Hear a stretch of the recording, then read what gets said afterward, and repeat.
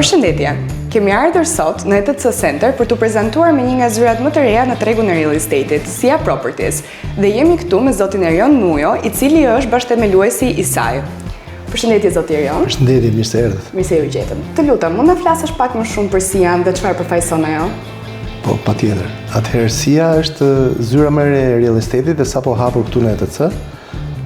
Aktualisht me gjithë këtë stok pronash që ndodhen brenda territorit shqiptar, është momenti i dur për të bërë investimin tuaj të zgjuar dhe për të përfituar nga ky investim. Keni nisur në këtë kohë që tregu është i mbushur me agjenci real estate dhe me agent. Si e mendoni? Realisht tregu është i mbushur me agent dhe agjenci real estate, por ne kemi rrugtimin tonë.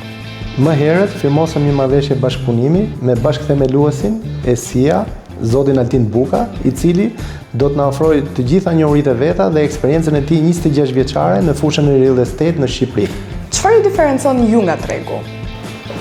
Ka disa arsye që na diferencojnë, megjithatë unë po ndalem në disa nga më kryesoret, që janë bashkëpunimi me kompanitë më të mëdha të ndërtimit në vend, ofrimi një portofoli ekskluziv pronash luksoze, gjithashtu dhe teknologjia dhe shërbimet e personalizuara për klientët tanë. Si e mendoni të ardhmen e Sia? Në planin e gjerë, konkurenca eliminon ata që nuk janë profesionistë.